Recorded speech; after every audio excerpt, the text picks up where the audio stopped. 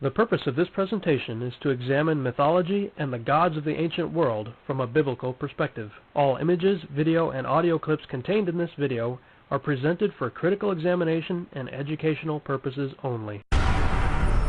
Zeus, Surya, Thor. For thousands of years, ancient myths have described gods who came down from the heavens. Always you have someone who is descending from the sky with loud noise, with thundering, with fire, with smoke. They would have come from the most powerful and magical place possible, from the stars. But just who were these mystical beings that ruled the skies with supernatural powers? You could wonder if these tales of Zeus's thunderbolts, Thor's hammer, if these weren't real weapons. Did our ancient ancestors create the gods from their own imaginations?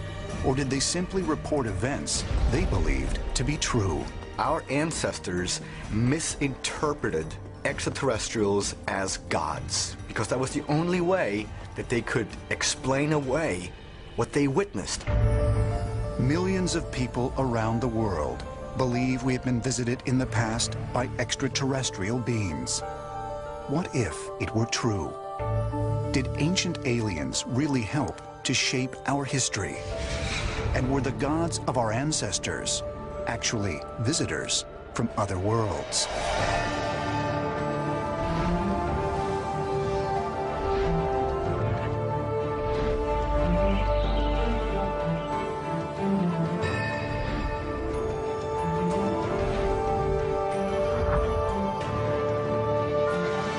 Welcome. Today we're going to be talking about mythology and the coming great deception. Now, maybe like me, you like going to the movies or renting movies, watching them on TV or whatever. Lately, I would say within the last, at least for the last year, we started to see a lot of common themes showing up in movies. And I'll go ahead and ask, what do you think these three movies have in common? Lots of special effects. Definitely a lot of special effects. New Age. Concepts. Mm-hmm. All three of these movies actually depict superhuman hybrid saving the world. In the first movie there, they mix DNA and everything with an alien species and create a human-alien hybrid. And in the last two, it's the son of a god, little g.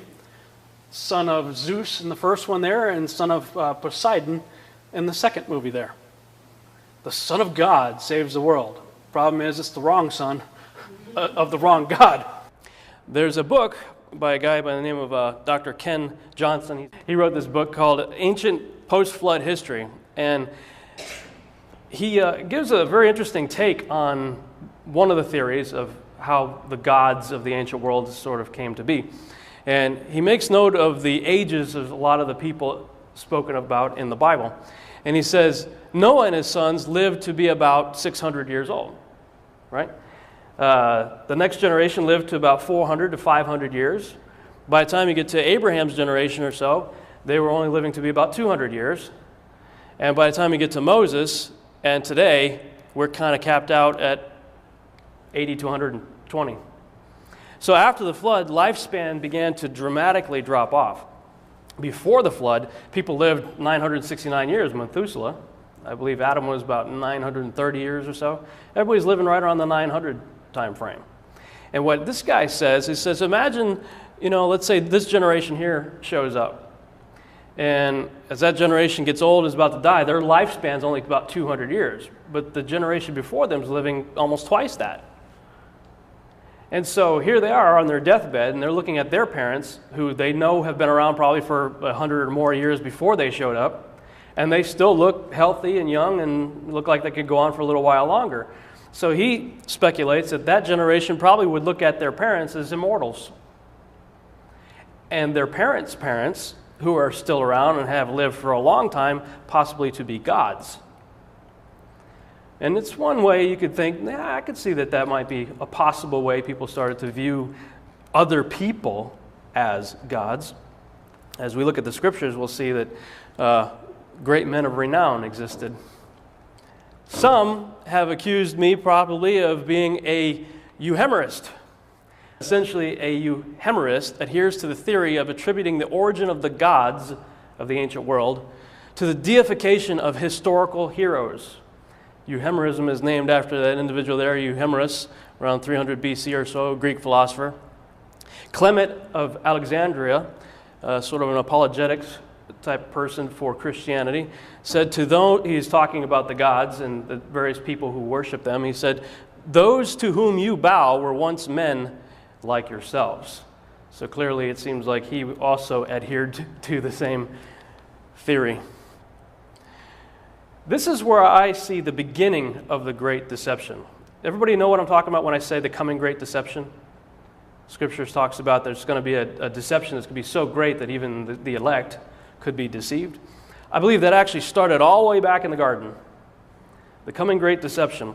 With this passage here, Genesis chapter 3, "The serpent said unto the woman, Ye shall not surely die, for God doth know that in the day ye eat thereof, then your eyes shall be opened, and ye shall be as gods, knowing good and evil." What you see there is the devil making a few promises, essentially. Promise of immortality. You know, the devil's the father of lies. They already had that. They're in the garden, created perfectly. Death didn't exist at that point. They were already immortal. Illumination, their eyes will be open. They'll have greater understanding. Well, Adam walked with God in the garden. How much more understanding and illumination do you need? Hey, God, how'd that happen? Well, let me tell you, Adam. Right? "You shall become like gods." 3 big promises of the devil. Those 3 are very much still in existence today. People on a quest for immortality, illumination, and godlikeness.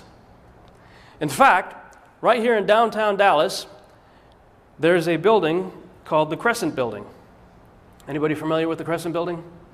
It's a very interesting building. I had to go there to interview some wealthy people, major donors of the ministry that we're a part of. And when I was in the building, I started looking around, and there's 3 major entrances to the building, and each of the entrances has a really big painting, like the size of this wall, in the entrance. This is one of the paintings. These paintings, I was taking pictures of them because I was blown away by them. And as I'm taking pictures, somebody showed up out of nowhere. Apparently the eye in the sky somewhere saw me, and this gentleman politely escorted me out of the building. And I am an artist. I'm a painter and sculptor. And so he was asking me what I was doing. I said, I was just very interested in these paintings. And I was asking him, were they bought or where did they get them or whatever? And then they said that these paintings were specifically commissioned by the Hunt family for that building in 1998. Let me read the description. There was a plaque that was right next to this painting describing what it represents, what it means. It says, "It is significant that in Mariani's iconography," Mariani's, of course, the painter, "the protagonists and heroes are all artists and creators. His idealized Olympian figures are conventions of neoclassical art and understood to be demigods. Symbolically, they are harbingers of realities beyond the familiar and mundane realities of the daily world. Mariani's poets are symbolized by their crowns of laurel leaves, and the tortoise is considered to be," get this, "the mediator between heaven and earth." Does that sound familiar? Anybody remember that phrase from the scriptures? Who's the mediator between heaven and earth? The man Christ Jesus, right? Yeshua. Since it lives to be the tortoise, since it lives to be of a great age, it is also a symbol of immortality. Not far from that painting was another one. There's an awful lot of imagery here. It would take a half a day just to describe everything that's in that painting. Suffice it to say, it's mostly demonic, full of Nephilim hybrid creatures, very disturbing picture. Has all sorts of occult symbols and stuff, and owls and all sorts of things dealing with secret societies and all that. All of their favorite symbols are embedded in this painting. Very large painting. In Mariani's art, the artist, which is this guy here, you can kind of see he's wearing a little mask right there pointing down. The artist, like the mythological hero Sisyphus, who was so admired by the Romantics, has robbed the flame of life from the gods, anointing himself in the role as the supreme creator in and of our culture. This is a major financial institution here in downtown Dallas. That's where a lot of the wealth of this city is located. These paintings are declaring what their intentions and motives and all sorts of other things probably are going on there. And as I was looking at that picture and making notes, this woman walked by and she says, "I hate that picture. I hope you're here to get rid of it," and walked past me. It's apparently somebody who worked there. All right? Right here in downtown Dallas. And these guys are declaring themselves to be supreme creators. But what does the Torah tell us? The Ten Commandments, right? What does that say? Thou shalt have no other gods before me.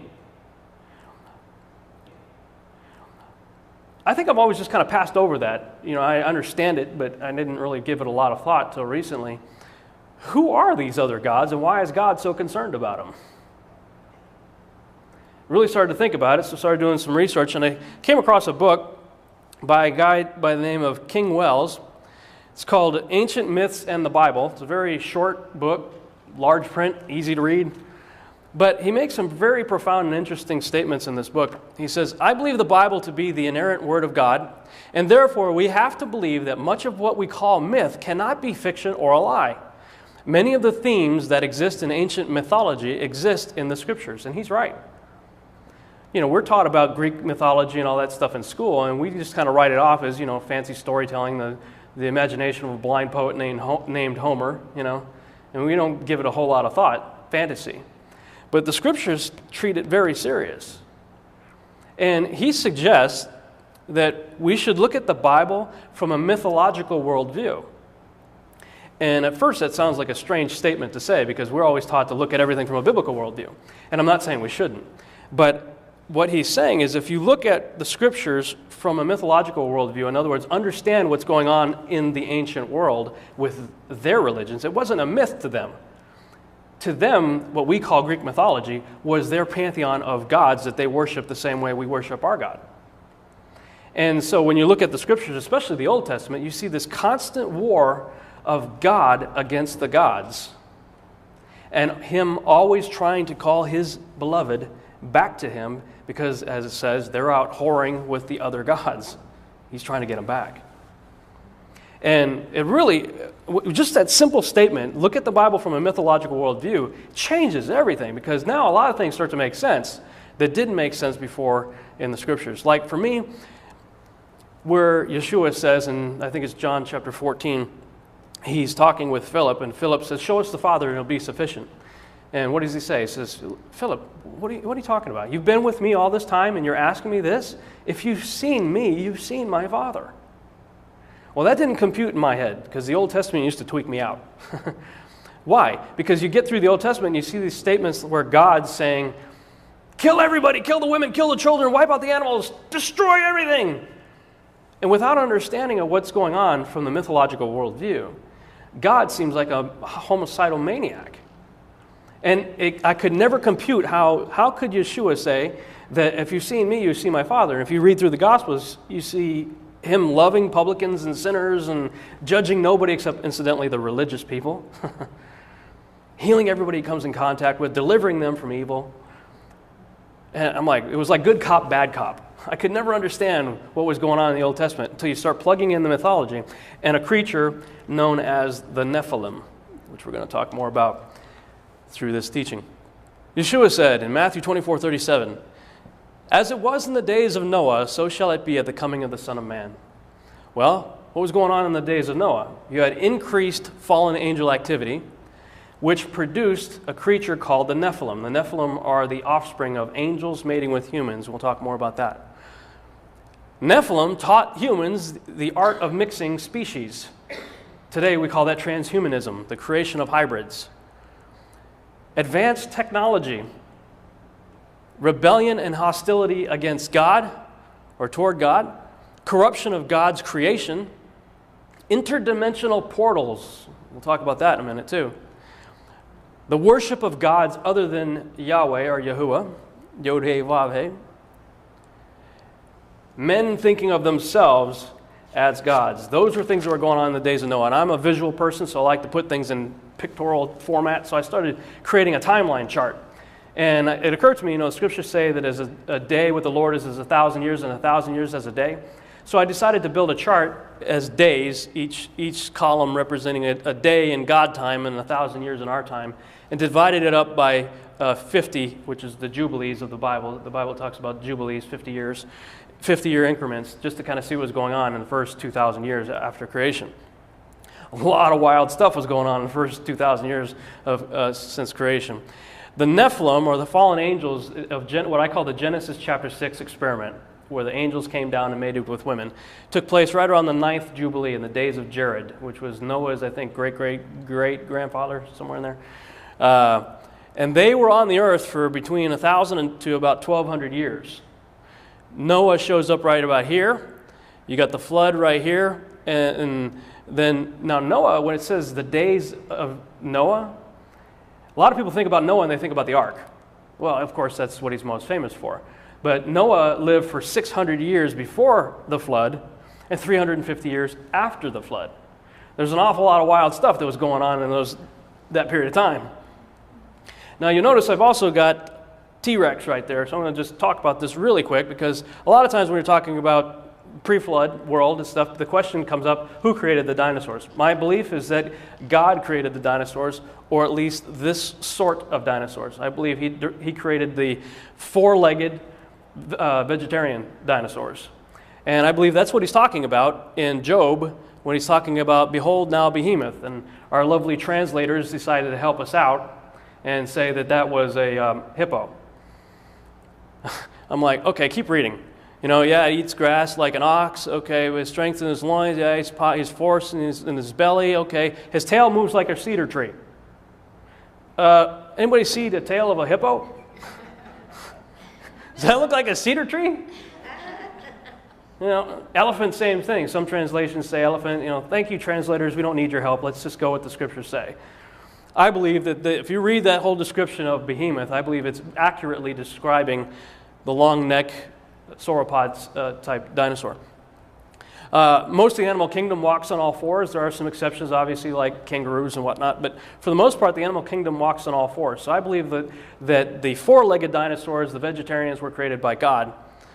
And I believe the proof of that is that they apparently survived the flood, because there's a whole lot of artwork. There's a man right there. There's a long-necked dinosaur right there. This is on a temple in Cambodia. There's all these things. There's a lot more. But I just grabbed a few to show you that dinosaurs, at least this variety, have existed in the memory and the history of mankind with man. You don't see pictures of the other guys with man, like this guy. So where did this guy come from? My personal belief is that the scriptures tell us exactly where they came from. Genesis chapter 6, and God saw the earth, and behold, it was corrupt, for all flesh had corrupted their way upon the earth. And God said unto Noah, the end of all flesh is come before me, for the earth is filled with violence through them. And behold, I will destroy them with the earth. When you look at this, can you imagine this fitting in the description of creation where God says it was good and very good? This is just nothing but a creator of carnage and mayhem and disaster and death. Right? How does that fit into any of the descriptions of very good? I don't think it fits. I think it fits this description here. There are other books that I am fond of looking at, because so the people in the scriptures also did. Moses and other people were aware of these books. Yeshua quoted from them. Jude and Peter and a lot of the other guys did too. So the book of Enoch is another book the Hebrew people are very familiar with. Said that they, meaning the Nephilim, began to sin against birds, beasts, reptiles, and fish. The book of Joshua says, and the sons of men in those days took the cattle of the earth and the beasts of the field and the fowls of the air and taught the mixture of animals one species with another in order to provoke the Lord. Men and cattle and beasts and birds and everything that walked on the earth were all corrupted in their ways and in their orders, and they began to devour each other. The book of Jubilees. There's a lot more. I just grabbed a few. What about these guys right here? You see a lot of these kinds of creatures in the mythology, especially in the Greek mythology. I was in Crete, one of the last trips I did when I was with the mission organization I was a part of. I had a missionary conference in Crete, and as part of that trip I got to go to Greece, and it was actually my second time going there. And I was walking around Athens, and then on the second trip I had a lot more time to myself, so I could really kind of go out and explore and check things out, especially in Athens. You can't look anywhere. It's like every direction you look in, you see the toppled remains of a statue of a god or a temple, or you see remnants of, or images of centaurs and minotaurs, satyrs, these kinds of guys, everywhere. Now, I'm a sci-fi fan. I love Star Wars and Star Trek and all that stuff, and I'm thinking to myself, 4,000 years from now, nobody's going to remember Yoda, the little green guy in Star Wars. He was just the creation of the imagination of a filmmaker named George Lucas, who was trying to create kind of a modern mythology, right? So here's this guy, George Lucas. He creates this little green guy, mythological creature. Nobody's going to remember Yoda 4,000 years from now. So why do the people in, especially the Greek Isles, in that whole area, still have these creatures in their collective consciousness very strong in their way of life, if all it was the imagination of a blind poet named Homer? I began to think that these guys were real, that they actually existed. And by the way, depending on your English translation, satyrs show up quite a few times in the scriptures, in the canon of scriptures, what we call the canon.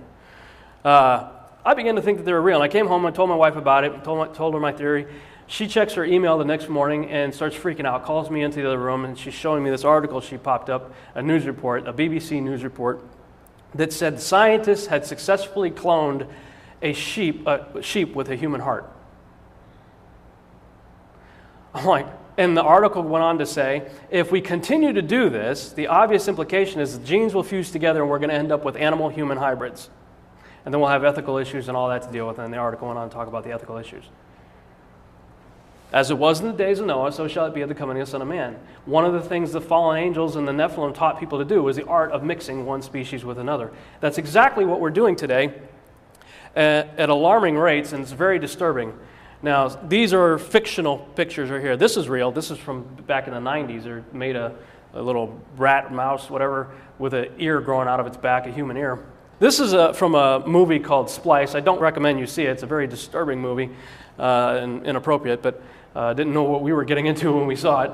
But it really talks about the issue of transhumanism and mixing species, especially mixing with the human species, with animal species. Now, you need to know that this is something that scientists are very actively at work trying to make happen. There's a guy by the name of Nick Bostrom, who is the director of the Future of Humanity Institute. Okay, here's these guys that are trying to declare what the future of humanity is going to be about. And this guy's very passionate about this.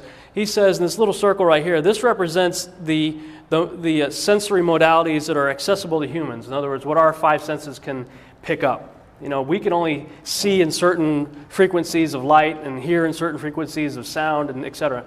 Whereas the animal kingdom has this longer area right here. They can perceive more than we can, hear in different frequencies and see, etc. Bats radar and sonar with dolphins.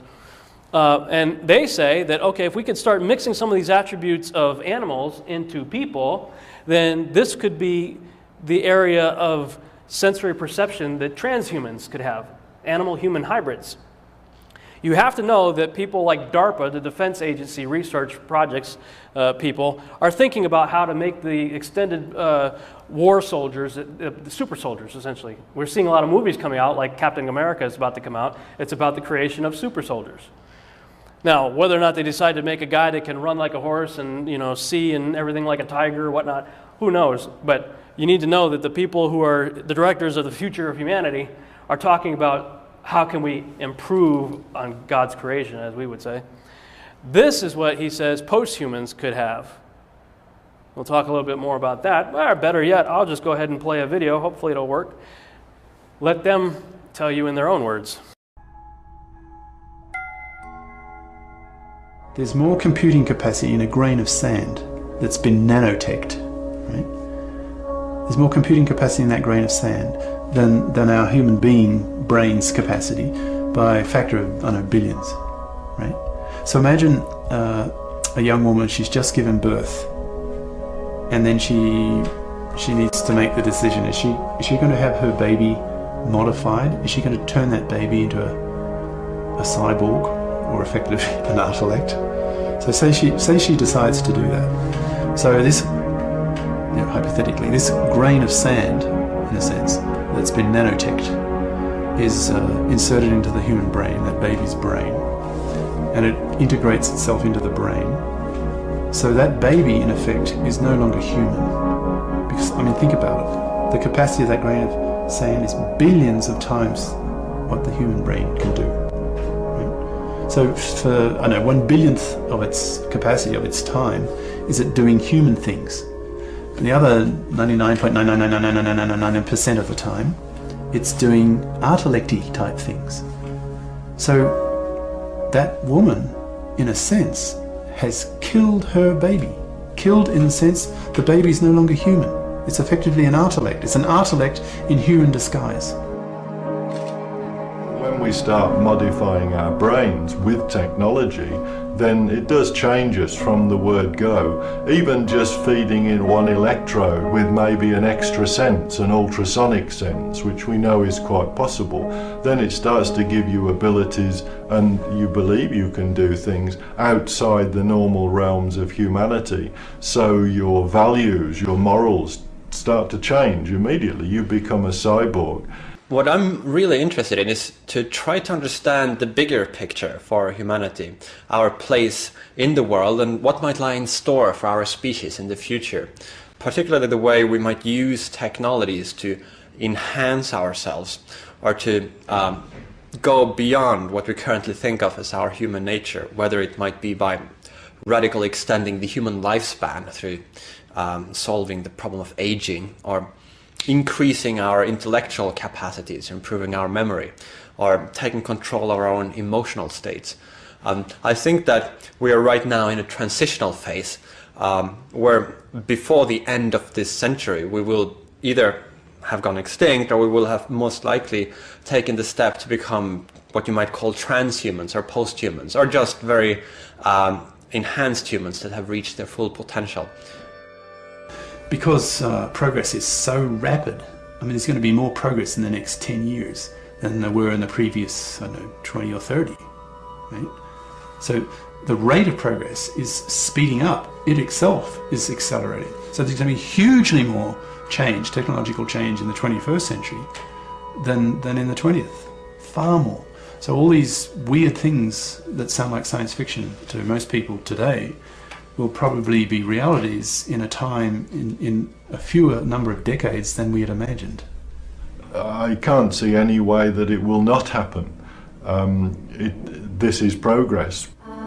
Human beings already, theorists, have done the math. They've got the modelling of how to build baby universes.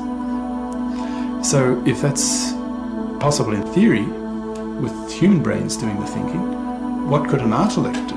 Could it actually build universes? Could it actually manipulate whatever exists to create new universes? Is that possible? Now, if it can do that, then by definition, it's a god, right? It's a creator. Can you sort of sense a kind of almost like a religious awe, almost? We could build gods if we wanted to. Did you hear the promises of Lucifer there? Extended lifespan, thinking capacity. Let's take it a step farther. We could build gods if we wanted to. Interesting. And I think it sheds light on some of these other scriptures from the lips of the Master himself. He said, "For then shall be great tribulation, such as was not since the beginning of the world to this time, no, nor ever shall be. And except those days should be shortened, there should no flesh be saved.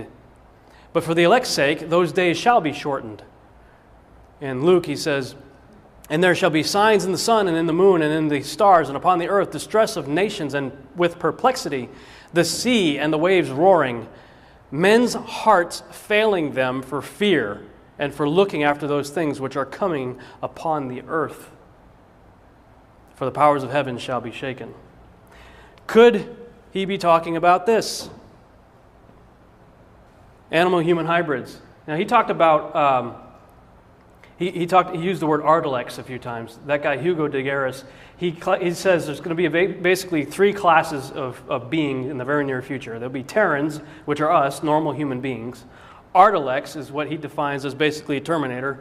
They're machines, completely machines that look like people, but they're artificial intelligence, AI. Artilex. And then you got the combination, which he calls cyborgs, or in this case, you got animal-human hybrid Wolverine. He's the super soldier if you saw the movie. This stuff's already in the works. I think that that's what the Master's saying when he's talking about men's hearts failing them for fear of what's coming upon the earth. What about this scenario here? Mile-wide spaceships parked over cities. You know, I think we've been kind of set up.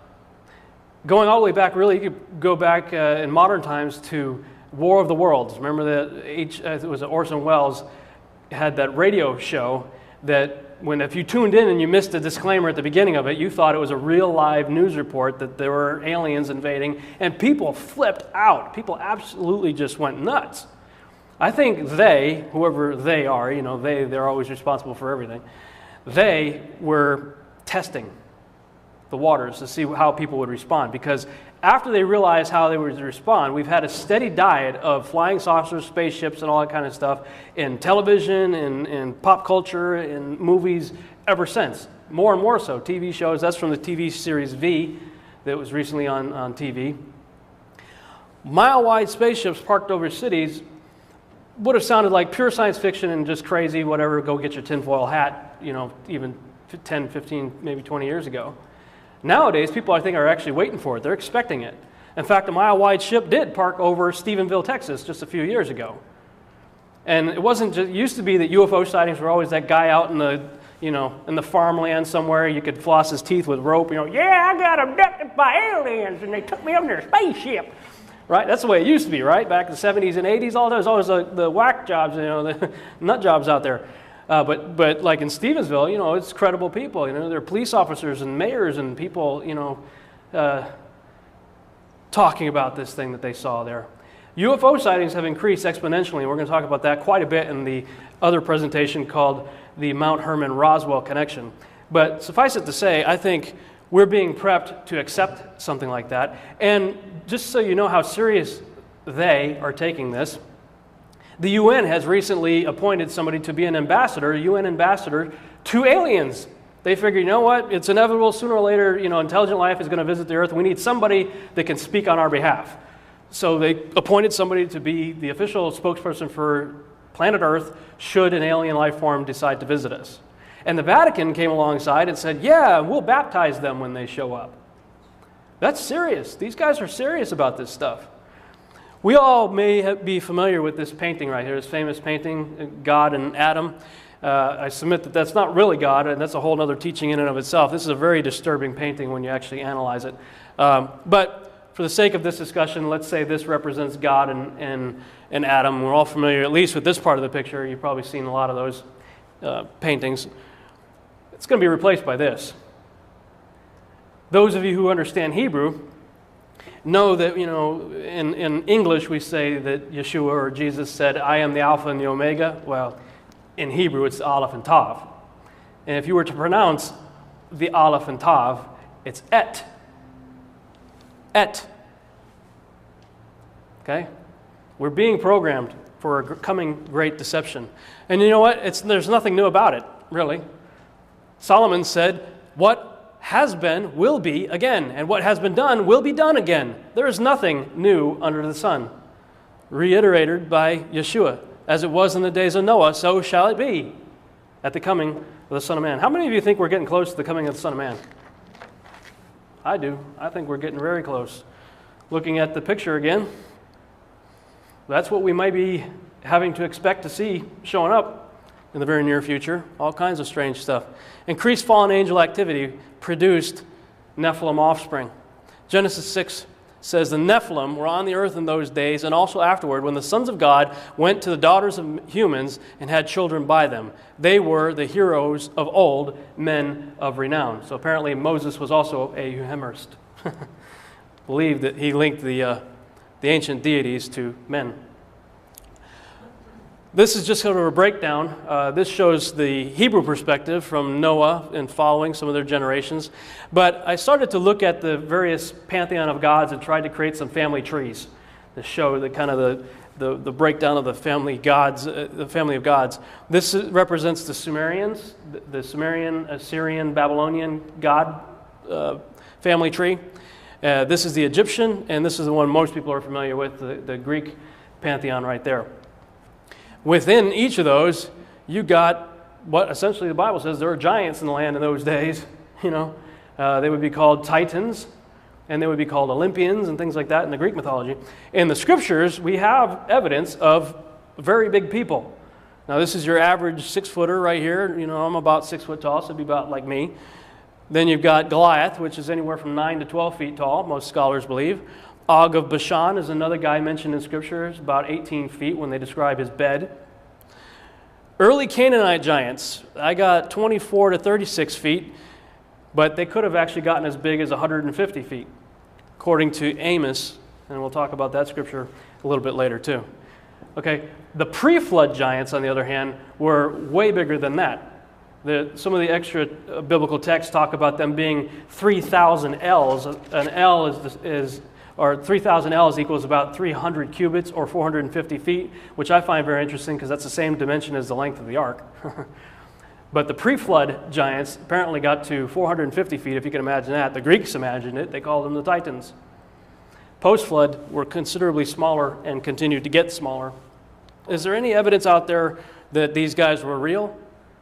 You know, I believe the scriptures are enough evidence, but if we need more proof, throughout history, you know, these are documented skeleton sizes in various times in history where they found these different skeletons. There's a book by Steve Quayle, I have it up here.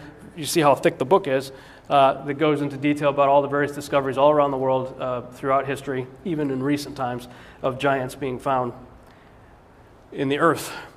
Post-flood giants, I believe they were sons of Ham. If we look at the scriptures, they're the Canaanites and all the Hivites and Jebusites and all that are described in the scriptures.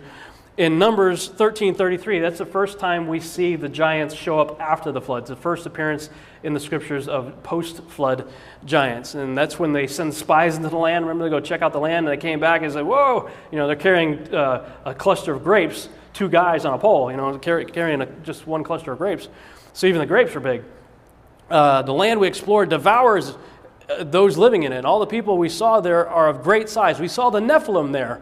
The descendants of Anak come from the Nephilim. So the Nephilim in the post-flood world come from Nephilim. Do you see any evidence of fallen angels in that text? It doesn't say that fallen angels are producing these guys. It says Nephilim are producing these guys. We'll talk about that in the next session. Yet I destroyed the Amorites. This is the scripture I talked about before, Amos chapter 2. I destroyed the Amorites who were descendants of Canaan. All right? Before them, though they were tall as cedars. I don't think God's in the habit of telling tall tales, fish tales. I think when he describes somebody as tall as a cedar tree, he was probably standing next to a cedar tree. Same height. Cedar trees, by the way, start at 35 feet and go as high as 150 feet. That's why I put the Amorite question mark, 150 feet. The cedars of Lebanon, they can get very, very tall. Again, in the post-flood scenario, all you see is giants, but you don't see any mention of angels in regard to how they showed up. You see them showing up in one of the sons of Noah, Ham. And I've kind of highlighted Ham right there, because if we look at his children, he had 4 sons, Canaan, Mitzrayim, Put, and Cush. And as you start looking at through these lineages, you start seeing giants in them. Obviously, Canaan, the whole land of Canaan was full of giants, and the Israelites were always having to deal with them, right? All the ites. Joshua and his boys had to take out, and David and his boys took out later, Goliath and whatnot. So you got lots of giants in Canaan. Mitzrayim is Egypt. Mitzrayim had a son by the name of Caphtor. Caphtor is mentioned in Genesis, Jeremiah, and Amos as being the father of the Philistines. Well, we know of at least 5 giants that came from the Philistines, right? Goliath and his 4 brothers. So apparently Caphtor was a giant and had Nephilim seed within his loins, so to speak. Caphtor settled the island of Crete. Well, the interesting thing about that is all of the Greek gods originated in Crete. All the Greek gods come from Crete. Mitzrayim's son Caphtor settled Crete. Put, there's really no evidence that I could find of giants in Put's lineage. Put is Libya. Cush had a very interesting son by the name of Nimrod that I suspect was also a giant, and we'll talk about that in a second. I didn't really think there was any evidence in any of the other sons. There's definitely no evidence of Nephilim seed in Shem because the Messiah came through that line, and the Messiah seed had to be pure. However, in Japheth's line, Recently, I discovered what I think is evidence of some giants in two characters that we're going to be familiar with in the end times, called Gog and Magog. Gog and Magog are sons of Japheth. Now, in the United Kingdom, they have a celebration every year called a Lord Mayor Parade, and they march these two huge statues in the parade, and they're named Gog and Magog. And as you trace the background and history of that, they are apparently two giants that settled the British Islands way, way back in ancient times. So there may be evidence that there were giants in Japheth's line as well. What I find interesting about that is Lucifer is outnumbered 2-1, right? He took 1/3 of the angels with him, so there's 2/3 of the good angels and 1/3 of the bad angels. In this scenario, if it's true that Japheth also had corrupted serpent seed, then it seems like the tables are turned a little bit in terms of man. 1/3 good, 2/3 corrupt. So you see kind of a reversal right there going on, possibly. The table of nations in Genesis chapter 10, men begin to reproduce, and Genesis chapter 10 gives you the sons of Japheth and Ham and Shem, and they come up to about 70. Okay, so you got 70 people produced essentially from 4 couples. You got Noah and his wife, and you got the 3 sons and their 3 wives. Together they produced 70 people, and presumably about 100 years or so, because as you turn the page to chapter 11, you see the whole earth was of one language. Well, we just showed you the whole earth, post-flood, about 100 years, 150 years after the flood, the whole earth consisted of, 70 people. On the high side, possibly, because it's only given the male people in the lineage there, possibly there could be a few hundred, but definitely under 1,000 people by that time, I believe. And they all gathered together. They're all of one language. They went to the plains of Shinar, and they hung out with a guy by the name of Nimrod, who decided to build a tower whose top may reach into heaven. Well, first thing we should note is that the tower was built in a valley, so they clearly weren't concerned with height. God doesn't seem to be concerned with height either. He didn't freak out when we built the World Trade Centers or Empire State Building or anything. So what was going on with the Tower of Babel? I believe it was actually an interdimensional portal that they were trying to create, because it says they were trying to reach into heaven. And apparently whatever they were trying to do, God said, he looked down and says, now nothing that they imagine to do will be restrained from them, and decides to go down and confound their languages. Okay? So whatever they're trying to do apparently was at least possible. And if you look at the extra-biblical texts that the Jews were very familiar with, they say that Nimrod had divided the people up into 3 camps. And the 3 camps, basically, in a nutshell, their intention was to make war with God, conquer heaven, kill God, and set up their own gods in the Holy of Holies in heaven. That was their plan. And at least in theory, it possibly may have been possible. So God decided to mess up their plans. And he divided the nations up into 70 people groups. There were 70 languages that went out. And Nimrod here says, began to become a mighty one in the earth. The phrase mighty one is a very interesting Hebrew word. It's Gabor, Gaborim. I believe you have to interpret that in context with whatever's being said around it, because it could mean, just like it says mighty one, David had his mighty men. I don't believe David's mighty men were giants or Nephilim, because they were busy killing giants and Nephilim, and they were on the good side, But in this case, I believe mighty one could also be translated, as it is in other places, as giant. And the reason I say that is because there's an awful lot of things associated with Nimrod that will, as we will see in a minute, lead us to believe that. Like I said, the tower was built in a valley, and I believe it probably looked more like a ziggurat than the traditional cone-shaped kind of thing you see in a lot of the paintings. I believe it was more like something like that, and possibly some sort of interdimensional advanced technology probably going on there. There's a couple of people that I've become very fond of their research. Peter Goodgame wrote a online book. You go to redmoonrising.com and download it for free. It's called The Giza Discovery. He does an amazing job of breaking down who this guy was in the ancient world. Phenomenal book. Followed by these other 2 books by a gentleman by the name of Thomas Horn. And the first one here is Nephilim Stargates. Okay? And he talks about the whole idea that a lot of these temples and pyramids and things may have been designed to be interdimensional pathways. And you can see evidence of that even in the Incans and the Mayans and some of their temples and what they believe with Quetzalcoatl and the serpent god coming back and coming down the stairs and all that. So there seems to be evidence that supports that. Apollyon Rising 2012 is another really amazing book dealing with the character of Nimrod. And basically when you take these three books together, they really talk about this guy being the man of myth. The dominant myths being the Assyrian, Babylonian, Sumerian myths, the Egyptian, and the Greek myths. And as you get a little further in looking at all of that, you realize that he really is a man of many names. Why? Because at the Tower of Babel, first of all, a kingdom is a domain run by a king, right? An empire is an organization that has many kingdoms in it and ruled by an emperor, right? I believe that Nimrod was the first emperor of the old world order. Everybody talks about the new world order coming up. I believe he was the emperor of the old world order of kingdoms because they were all gathered together under his leadership. And then when God confounded the language, the people went their separate ways, 70 different directions, 70 different languages, talking about the same guy. But now he had different names. Different languages produce different names. Nimrod's not a name anyway, by the way. Nimrod is a title. It means the rebellious one, or one who rebels. So I believe some of them went away calling him Gilgamesh. Some went away calling him Baal. Baal comes up a lot, doesn't he? Melkart, Adonis, go through the list right here. A couple of really interesting ones. Orion, Apollo, Osiris are some very interesting characters that he has appeared as throughout history. Now, what's the proof? Well, start reading about who these other guys were, and many times the descriptions are almost exactly the same as the Hebrew description of Nimrod. A lot of them are referred to as mighty hunter. A lot of depictions of these other characters show this fascination with a lion. What is Yeshua called? The Lion of the tribe of Judah, right? Well, this is Gilgamesh, shows that he's a giant, very big guy holding a lion. You got Orion up in the sky with a club raised to strike the lion. You got Baal right here in almost the same pose as Orion.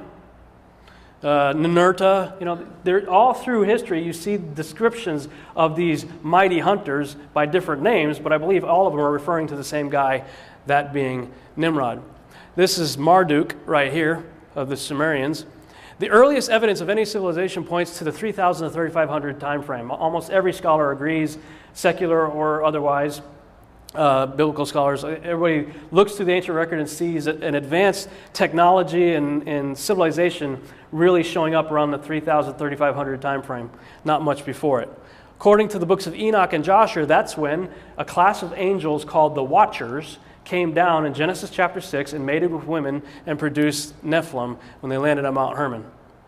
That's also the time frame that the Mayan calendar shows up in.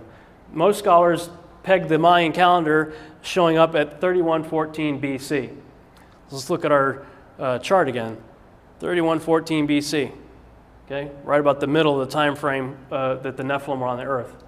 A lot of things were going on in that time period. The Sumerian religion influenced Mesopotamian mythology as a whole, surviving in the mythologies and religions of the Hurarians, Akkadians, Babylonians, Assyrians, and other culture groups. So really it all starts in Babylon. What do we talk about Babylon being the mother of all harlots, Mystery Babylon? That's where it all kind of gets started. The 32nd century BC, I'm not going to read all that, but suffice it to say, that's the period when all kinds of megalithic structures show up. Big temples and Stonehenge and things like that appear to have their dates right around that same time frame. So they apparently were built before the flood, maybe in an effort to save themselves or whatever. I don't know, but a lot of the evidence points that they were built before the flood. Like I said, Mystery Babylon we know as the mother of all harlots, or let's say false religions. The Recognitions of Clement says, fallen angels taught men the use of magical incantations that would force demons to obey man. This became ingrained into the Egyptians, Persians, and Babylonians.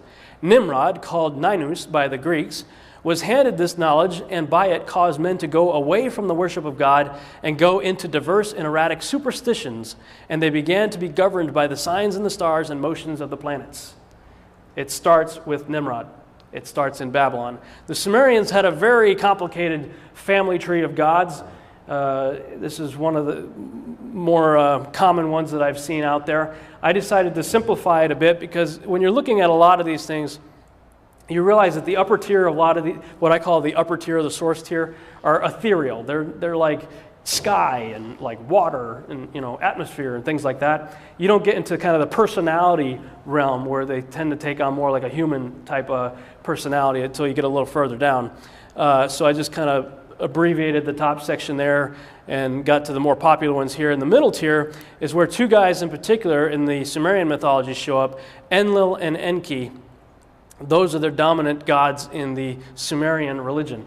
Enlil and Enki, what's really interesting as you read the mythology, Enlil is basically the equivalent of the Hebrew Yahweh or Yahuwah. Enki is the equivalent of Lucifer. In their mythology, they worked on the creation together and whatnot, and Enlil's idea was to have a slave race that would serve him, and Enki thought, no, I think they deserve to have wisdom and knowledge, and we should help them to be more like us. So it was Enki that was the serpent in the garden that got Eve to take in Adam of the knowledge of the tree of good and evil. And when Enlil saw what happened, he got mad, so he kicked them out of the garden, and it was Enki that showed up and gave them the clothing so that they wouldn't be ashamed. And then as men began to reproduce on the earth, Enlil got sick of all the noise, so he decided to wipe out the whole world with a flood, and Enki said, no, I'm going to save them, so Enki was the one that told Noah to build the ark. See how it's totally reversed? What's really interesting about that is that a lot of people are talking about these characters. They're referred to as the Anunnaki, those who from heaven to earth came. And you see a lot of depictions of these giants and people and stuff in the ancient Sumerian and ancient cultures depicting these guys. And a lot of TV shows are coming out talking about these because of what's coming next year, December 21st, 2012. Everybody's talking about it, right? Now, you got the Mayans with their little calendar, December 21st, but you also got people talking about the planet Nibiru, Planet X, returning, the return of this other planet that causes chaos in the solar system. Well, that's supposed to be the homeworld of the Anunnaki. Nibiru, in the mythology, is the homeworld of the Anunnaki. The Ancient Aliens series on the History Channel, I think they're in their 3rd season now. I know they've done 2 seasons already. I've spent a lot of time talking about it, and it really disturbs me because they always put what they say are theologians on there, but these guys are real yahoos. They're like, they're supposed to represent those who believe in the scriptures, but the things they say, you're like, where did they get these guys from? Come on. And they're supposed to represent the truth? Anyway, that whole TV series is based on Eric von Daniken's book from I think the late 1960s, early 1970s, called Chariots of the Gods. And there are other books by Zecharia Sitchin and others that talk about ancient aliens visiting our planet. And, of course, if you're a sci-fi fan, there's the Battlestar Galactica series. There are those who believe that life here began out there, far across the universe, with tribes of humans who may have been the forefathers of the Egyptians, or the Toltecs, or the Mayans. Right? We're being brainwashed on a regular basis. In the mythology, they have, and in a lot of their ancient, hieroglyphs and carvings and whatnot, you see creatures such as this guy right here, human body, bird head. This right here, I am becoming more and more convinced is probably what was known as a keist or an orca. We would think of it as like the genie in the bottle. It's where they would store souls. There's a container for souls. And this right here, I think, is probably the pineal gland of a giant, of a Nephilim. The pineal gland is the third eye that the occult and all those people are always obsessed with. When you look over, this is Sumerian, when you look over in the Egyptian mythology, you see Horus here, same kind of guy. Human body, bird head. I think that at some point in time there was a crossover from Sumeria into Egypt. How did that happen? Well, this guy right here, being the emperor of many kingdoms, would make his rounds to survey, the areas that he ruled over. And a very interesting story about how the word Pharaoh came about. There's a guy by the name of Rikeon. He was a guy who came into the land of Egypt and was having trouble finding work. And so he was an entrepreneur and kind of a scoundrel. And he realized that he he figured a way to create a death tax, basically. Charge people money for the right to bury their dead.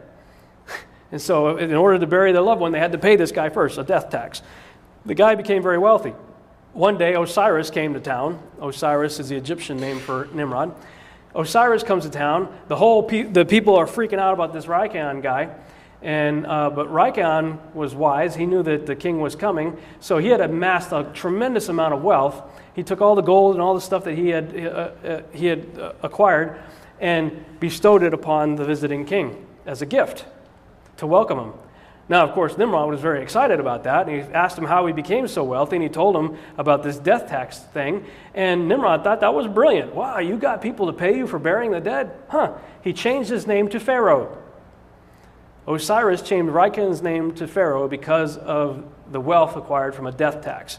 So that should give you an indication of the character of the pharaohs thereafter.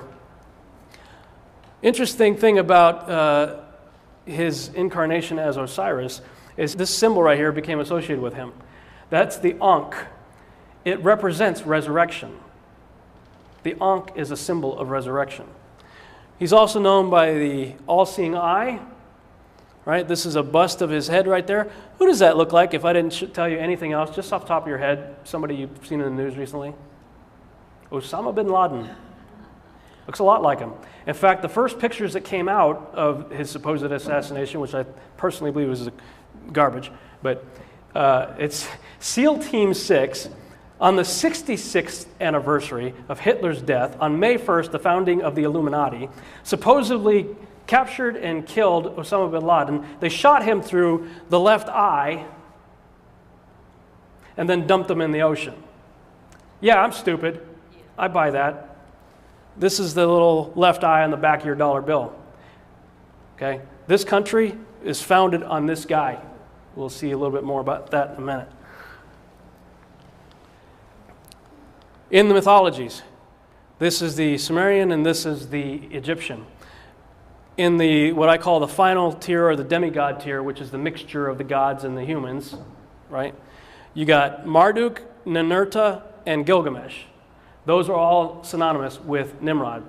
Okay, different sects of that area called him by different names. He shows up here in the Egyptian pantheon as Osiris. In the Greek pantheon, I believe he's Apollo. Now, what's interesting about Apollo is he's the son of Zeus, and I believe Zeus was actually a real human being that walked the earth that probably had a similar influence much later down the line as Nimrod did earlier. I believe Zeus picked up where Nimrod left off as an individual. Zeus's tomb, I believe it's in Crete. I forget, I have to look at this book again, but it's either Crete or Cyprus. There is a place that you could go to today that is the tomb of Zeus. So he was apparently a human being that died, probably lived a long age, probably became very famous, a man of renown. But after he died, I suspect that the devil said, wow, this guy really made an impact. I think I can use this. And I believe that the devil probably took on the appearance and the name of Zeus, because Zeus, as you'll see in the New Testament, is Lucifer. Satan's seat mentioned in Revelation chapter 2. In Pergamum, Satan's seat was the altar of Zeus in Pergamum. So, and there's a lot of other descriptions. He's the god of the sky and, lightning, and I saw Lucifer fall like lightning. There's a lot of passages in Scripture that lead me to believe that the devil took on that persona afterwards. Now, what did the devil say, right? You shall be like gods. Well, the pharaohs thought they were gods. The Caesars thought they were gods. Kings thought they were gods all through the ancient world. What about presidents? Believe it or not, kings and queens and stuff still think they are. And I submit to you that in some ways the presidents do too. They certainly think they're above the law. They think they're above the Constitution. They think they can do whatever they want. But let's go back and look at our presidents, starting with the very first one, George Washington. You could walk into the Capitol Dome in Washington, D.C., look up into the womb of Isis, because that's what the Capitol Dome is, the womb of Isis, with the phallic symbol down the road of Osiris's missing piece, the Washington Monument. All right? This picture right here is called the apotheosis of George Washington. Look up in the Capitol Dome, and that's what you're going to see. Surrounded by 72, which is a high occult number, pentagrams which are known as binding pentagrams. That's how the ancients believe they can, and the cult believes they can control demons. You got George right here in heaven. The apotheosis means ascending into godhood. That's what apotheosis means. Okay? If this is supposedly heaven, you might think you'd see, maybe the saints, see, Yeshua up there, see the angels, Michael, Gabriel. No, that's not what you see. You see Neptune, you see Vulcan, you see the Greek pantheon hanging up there with deified George in the Capitol building. And not to be outdone, when Abraham Lincoln died, they started putting out postcards and whatnot showing the apotheosis of Abraham Lincoln. I bet you've probably never seen this before. They've tucked it away. It used to be out in the outdoors. They put it inside a museum now. This is George Washington posing as a god. Which god? Zeus. This is a depiction of Zeus from the Temple of Zeus, which was one of the 7 wonders of the ancient world. Also, it's the same pose as the occult symbol for Baphomet. Oh, this is a Christian nation. Yeah, okay. There were Christians on the boat, but you also have to realize there were Illuminists on the boat, there were Freemasons on the boat, there were a lot of occultists on the boat also. And if you look at the entire layout of Washington, D.C., it's all occult. Look at all the buildings. It's all after Greek mythology, too.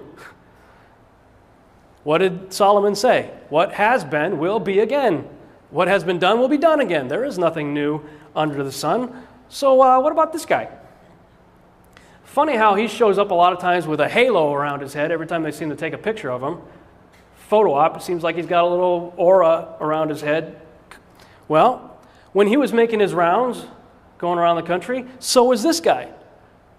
Took a little photo op in front of the equally pagan Statue of Liberty. This is Anubis. Anubis was the god of the underworld until Osiris came down there and usurped his rulership. Osiris became the god of the underworld, and then he started working for Osiris. But he was the god in charge of mummification. Nimrod was the first to be mummified. Why? Because of the Ankh. They expect him to resurrect. That's what all of the pyramids and all that was all about. Resurrection, mummification, preservation of the dead. He was in charge of that. He was in charge of the preservation of the dead. He was also in charge of when you came to Hades, he would quiz you to see which direction to send you in. Obama's making his tour around the country. This guy's going around the country with him. He parks in the Denver International Airport, which is an extremely occult facility. It'll take too much to talk about that. But when he was in Germany, he was fascinated by, this is the seat of Satan that was mentioned in Revelation chapter 2, that was the altar of Zeus. Was in Pergamum, Turkey, moved it to the Berlin Museum just prior to World War II. Hitler loved it. Guess what? Obama loved it too. So much so that he made a replica of it for his acceptance speech in Denver, Colorado.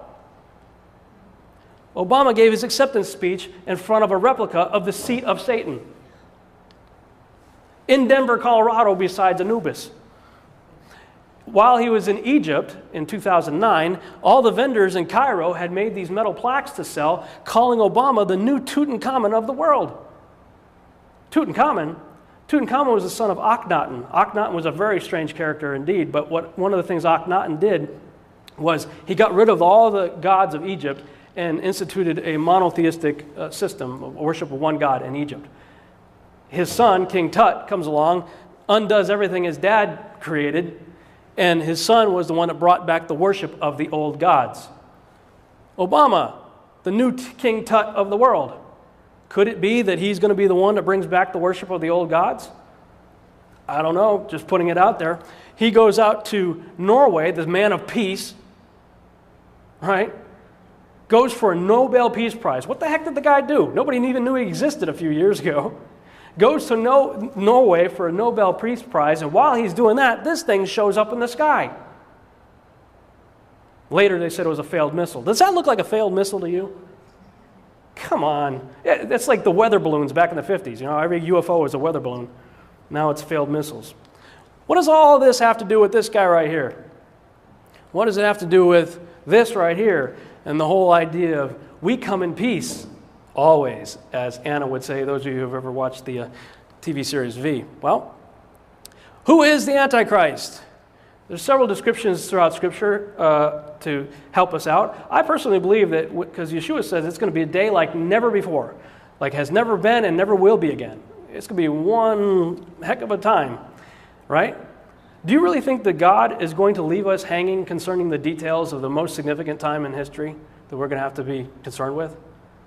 I don't think so. I believe God tells us exactly who the Antichrist is in Scripture. Several descriptions. The Old Testament uses the phrase the Assyrian. Okay, I didn't put that one up here, but that one's a phrase that's used repeatedly about the end times tyrant, the phrase the Assyrian. He is the one who was and is not and yet shall be. If you read the book of Revelation, it starts off with talking about Yeshua repeatedly as the one who what? Was and is to come. As soon as you start talking about the beast, it changes to the one who was and is not and yet shall be. Interesting. Antichrist is empowered by Satan. He recovers from a mortal head wound. He is called the beast. The beast had, or has, 7 heads. Associated with the desert and secret chambers, the whole world worships him. He sets himself up as king of the New World Order.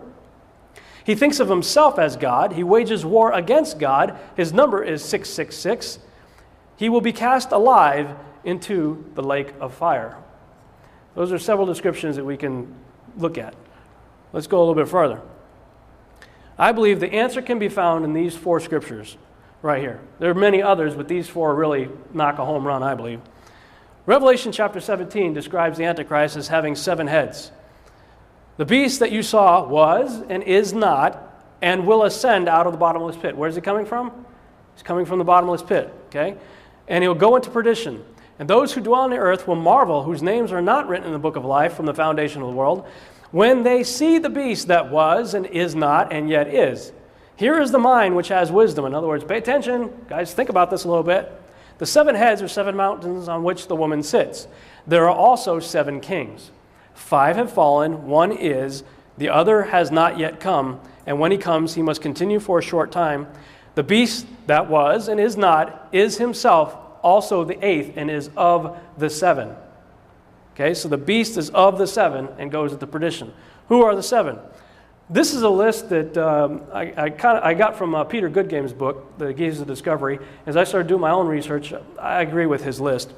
He believes, as I do, that the 7 heads of the beast, the 7 antichrists that are mentioned there, antichrist-like characters, I believe are these guys right here. Nimrod tried to create a one-world system without God, tried to kill God. Fits the description pretty good. Pharaoh thought himself as a god, tried to kill God's people. Fits the description pretty good. Sennacherib, same thing. Thought himself a god, tried to kill the people. That's when the angel of the Lord came and wiped out like 700,000 in one night, I think it was. He went home totally defeated and his sons killed him. King of Tyre, described as a man, and as in the middle of the description starts talking about him as Lucifer in the scripture. So clearly this guy had some association with the devil. Antiochus Epiphanes is a character that showed up, I think it was about 125 or so BC, set up an altar of Zeus in the temple and offered a pig, what we might consider possibly the abomination of desolation, or a foreshadowing of it. I believe he fits that description as, I believe those are the 5 that have fallen that John was writing about.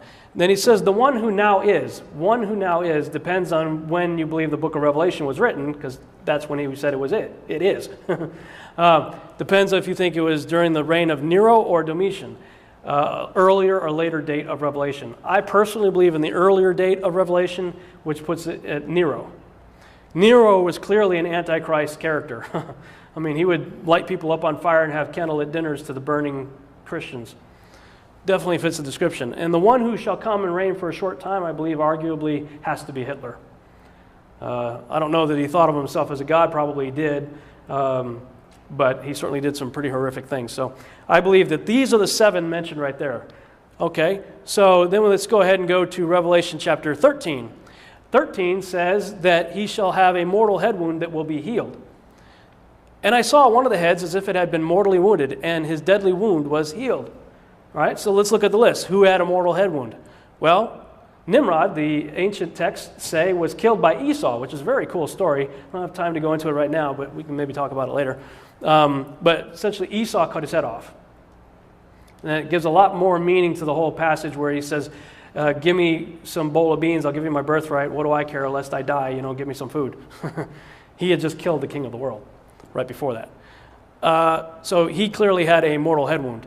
Nero is believed to have stabbed himself in the throat, so maybe that's a head wound. Hitler supposedly shot himself in the head, although recent forensic evidence shows otherwise. In fact, most people now believe, well, I don't know if most people do, a lot of people believe that he escaped to Antarctica, but again, that's another story. So for the sake of argument, we got 3 who had a mortal head wound. All right? Revelation chapter 9. His name is Apollyon. Then the 5th angel sounded, and I saw a star fall from heaven to the earth. To him was given the key to the bottomless pit. And he opened the bottomless pit, and smoke arose out of the bottomless pit like the smoke of a great furnace. So the sun and the air were darkened because of the smoke of the pit. Then out of the smoke locusts came upon the earth. And they had a king over them, the angel of the bottomless pit. Where does the beast come from? Comes from the bottomless pit, right? We saw that. Whose name in Hebrew is Abaddon, but in Greek his name is Apollyon. Apollyon is a derivative spelling of Apollo. His name is Apollo. In desert or secret chambers. This, I believe, is the home run scripture. This is where Yeshua himself says, then if talking about Antichrist in the last days in Matthew 24, then if anyone says to you, look, here is the Christ, or there, do not believe it. For false Christs and false prophets will rise and show great signs and wonders to deceive, if possible, even the elect. See, I have told you beforehand. In other words, pay attention. I'm telling you this in advance, okay? So you guys get it. Therefore, if they say to you, look, he is in the desert, do not go out. Or look, he is in the secret chambers, do not believe it. For as the lightning comes from the east and flashes to the west, so also will the coming of the Son of Man be. For wherever the carcass is, there the eagles shall be gathered together. Again, the modern translators of English tried to help us out. Thank you very much. Stop tampering with the Word of God. They changed that to vultures. Why? Because everybody knows that eagles don't go after dead things, go after live things. No, the scriptures say eagle. Let's leave it the way it says, right? Now, here's some very interesting things. Remember we told you that the Ankh represents resurrection. Symbol of resurrection. What's the symbol most associated with Yeshua, with Jesus? Cross, right? Think Jesus, think cross. Think this guy, cross. What did Yeshua do? He resurrected. What's this guy going to do? 1999, Zahi Hawass, one of the most renowned archaeologists in Egypt, said in 1999, I have found a shaft going down 29 meters vertically right here between the center pyramid and the Sphinx is where they found it. At the bottom, there was a chamber that was filled with water. We have found a burial chamber with 4 pillars. In the middle is a large granite sarcophagus, which I expect to be the grave of Osiris, the god. I have been digging in Egypt's sand for more than 30 years, and up to date, this is the most exciting discovery I have made. This is a rendering of what they found. They went down and they found an area that had like 6 sarcophagus, and then they went down into the 7th one was a tunnel that went down into another chamber that was filled with water. The scriptures talk about the Antichrist coming out of water, right? The sea, as they say. This is what they found. This is an artist's rendering of it. They found a moat of water. They pumped the whole thing out. It was full of water, so they pumped all the water out. When they got the water out, this is what they found. There was a moat of water surrounding a square island that had 4 pillars that had ancient writing on it that I would believe are probably instructions for something. In the middle was another moat of water with a little island with about a 10-foot sarcophagus that was empty. The empty tomb of Osiris. Okay. 2003, Gilgamesh tomb was found in the desert of Iraq. One of the things they said about Gilgamesh from the Epic of Gilgamesh, who can compare with him in kingliness? Who can say, like Gilgamesh, I am king? What does the scripture say about the Antichrist? Who is like the beast? Who can wage war with the beast? Very similar.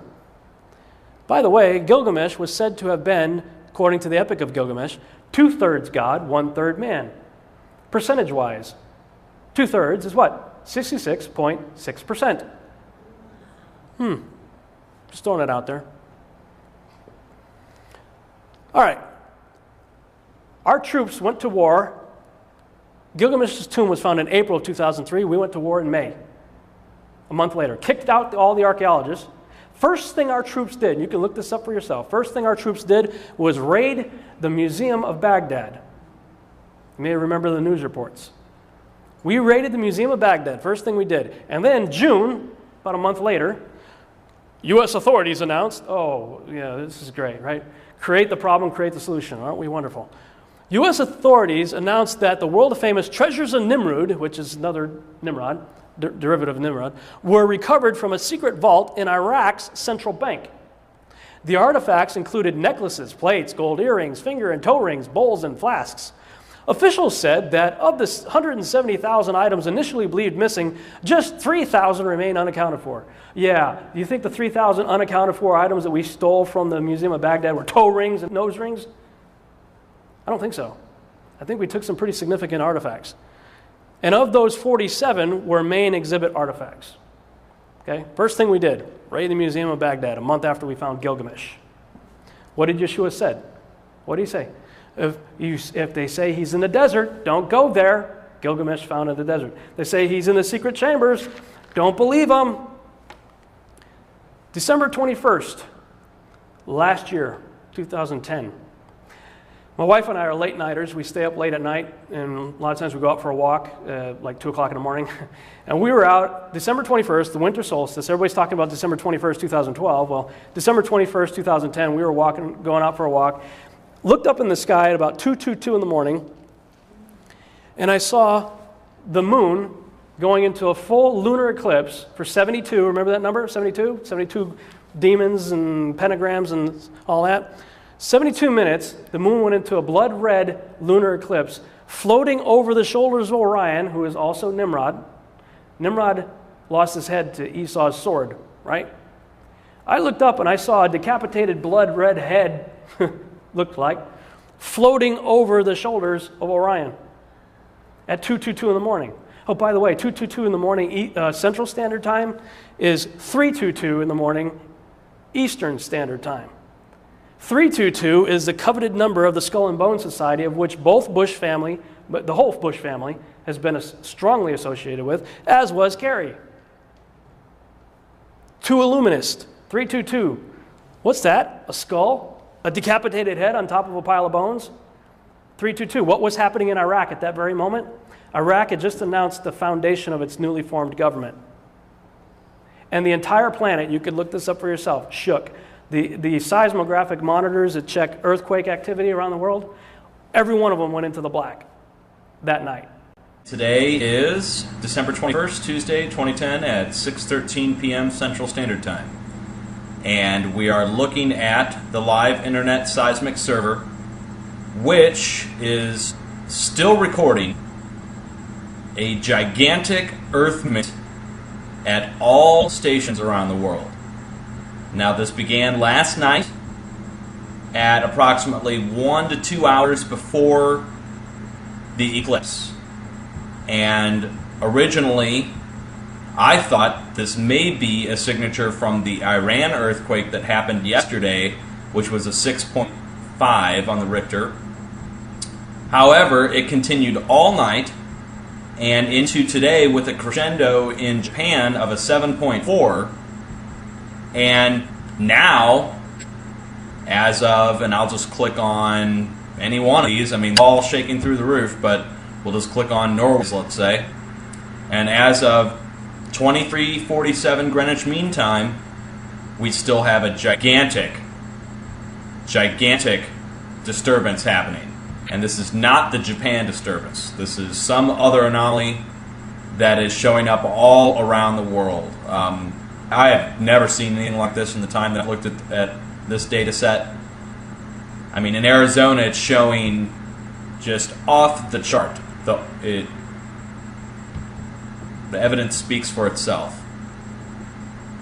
And you can see the date timestamp, 12/21/2010, 16:49 Mountain Standard Time, which is 23:49 Greenwich Mean Time. So, just to prove that this is not showing up, and are either censoring this data or it's some other kind of anomaly, is the current USGS World Global readout of earthquakes. And within the last hour, we've had a 5.1 aftershock in Japan, which any geologist would be able to tell you. If you want to go back and look at prior data, you can see that a 5.1 does not show up as a huge off-the-chart earthquake all around the world at all the heliographs around the world. What's going on? I don't know. Makes you think, though. Washington, D.C., they have a statue coming out of the ground. It's called the Awakening in Washington, D.C. Shows a God coming up, a bearded God coming up out of the ground. It's called the Awakening. Could that be what we're really doing over there? First of all, let me just say, don't accuse me of not being patriotic. I'm third generation Army. My dad was in Vietnam. My grandfather was in World War II, and I served during Desert Storm for 8 years. I was not in combat, but I was willing to and volunteered 3 times. I love my country, but I don't agree with everything this country does or that our leaders do. And I'm beginning to believe that the sole purpose of America has been what we're talking about here. It goes all the way back to the founding of this country and all the Illuminati and Freemasonry and all that stuff that's all over Washington, D.C. And things like this. And the fact that every president that we've had has been related to each other. Every single one of them.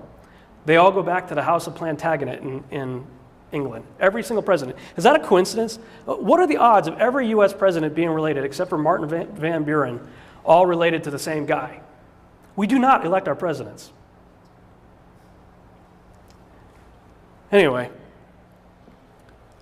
if it's true, then it makes sense when Yeshua said, wherever the carcass is, there the eagles will be gathered together.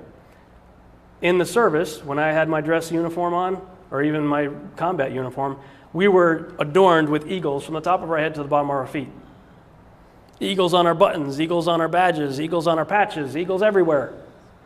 Eagles is also the symbol of almost every world empire going way back. Roman Empire, eagle. American, eagle. I don't know. I believe we are being set up for a great deception that has been set in motion thousands of years ago. And all of it's going to come into play. Will these guys have something to do with bringing this guy back? I don't know. I don't believe these guys are from Orion or from the Pleiades or Arcturus or, I believe this is repackaged Genesis 6 activity. This is fallen angel stuff. I've written extensively about it. I have a book that's in the works right now. It's called Babylon Rising, and the first shall be the last. It's got about 300 pages to it so far. A lot of pictures in it, so it's not all text, 300 pages. It's available online, and we've prepared a special DVD for this presentation because this is all my wife and I do. We are trying, if this is true, if anything that I'm saying here is true, we're trying to wake people up because there's going to be a deception that the scriptures say it's going to be so powerful that even the elect can be deceived by. I believe this is the elephant that I've wandered into kind of blindly in the jungle and doing my best to describe it. This disc has 50 hours worth of audio teaching on it. Most of it's mine, and I got a few others on there too. It's got 20 hours of video and a whole lot of other stuff on there. I wish I could give this stuff away for free. I really do. I'm doing these seminars and stuff for free, but we're basically just asking people to, if you believe in what we're talking about or in the mission that we have to try to get this out to people, we just ask that you support us. If we were in the desert trying to bring the message of Christ to people in the desert, would you give us a bottle of water for the day just to help us?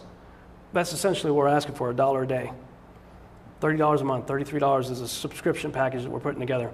And you can cancel at any time, or if all you want to do is a one-time contribution, we ask for a minimum $50 to help us go to this convention that we're about to go to and some of the more traveling that we have to do. We also have other things, if that's a little bit too much for you. We have just the audio series of me reading the blogs. I've posted these online as blogs. I'm reading them, so if you can stand listening to me for like 20 hours, we have that for $15, honey, and a few other teachings for about the same amount of money. So just in closing, I want to show you something, I think that it will encourage you. Regarding Zeus, remember Zeus, we talked about Zeus being the devil. There's a History Channel special that played recently, and I was amazed at what they said when they wrapped up the video about, there was a series called The Clash of the Gods, and I'll just let them, it's like a 2-minute video. This is the story of Zeus, Greek mythology's supreme commander. To us, it's a myth, but to the ancients, it was reality. Some Greeks believed Zeus was the one true god, and that nature's worst catastrophes were a sign of his wrath. This is the myth of Zeus.